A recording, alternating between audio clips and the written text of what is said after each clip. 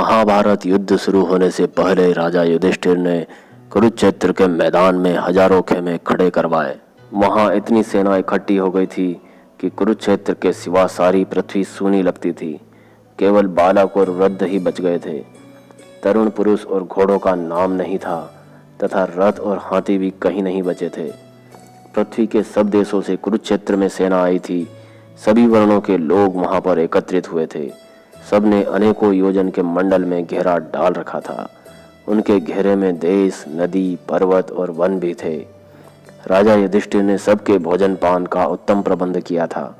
जब युद्ध का समय उपस्थित हुआ तो उन्होंने इस पहचान के लिए कि वह पांडव पक्ष का योद्धा है, सबके नाम, आभूषण और संकेत निश्चित किए। दुर्योधन ने भी समस्त राजाओं को साथ लेकर पांडवों के मुकाबले में व्यूह रचना की।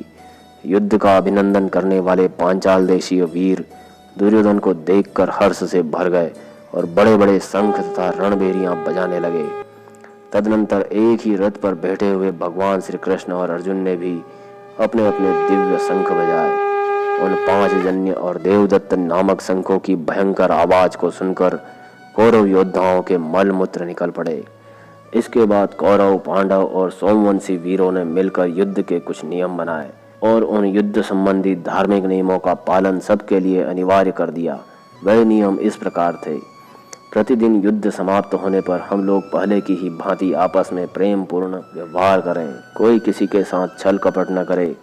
जो वाग युद्ध कर रहे हैं उनका मुकाबला वाग युद्ध से ही किया जाए। जो सेना से बाहर निकल गए हों उनके ऊपर प्रहार न किया जाए। रथी के साथ रथी, हाथी सवार के साथ, घुड़सवार के साथ और पैदल के ही साथ युद्ध करे। जो जिसके योग्य हो, जिसके साथ युद्ध करने की उसकी इच्छा हो, वह उसी के साथ युद्ध करे। जिसका जैसा उत्साह और बल हो उसके अनुसार ही वह लड़े। विपक्षी को पुकार कर सावधान करके प्रहार किया जाए। जो प्रहार न होने का विश्वास करके बेखबर हो अथवा भयभीत हो उस पर आघात न किया जाए। जो किसी एक के साथ युद्ध कर रहा हो उस पर दूसरा कोई शस्त्र न छोड़े। जो शरण में आया हो या युद्ध छोड़कर भाग रहा हो अथवा जिसके अस्त्र शस्त्र और कवच नष्ट हो गए हों, ऐसे निहत्तों का वध ना किया जाए। सूत, भार ढोने वाले, शस्त्र पहुंचाने वाले तथा भेरी और शंख बजाने वालों पर किसी भी तरह का प्रहार ना किया जाए। इस प्रकार के नियम बनाकर वे सभी राजा लोग अपने सैनिकों के साथ बहुत प्रसन्न हुए। दोस्तों, महाभारत की यह जानकारी अगर आपको अच्छी लगी हो तो इस वीडियो को लाइक शेयर करें और चैनल को सब्सक्राइब करें। धन्यवाद। जय श्री कृष्ण।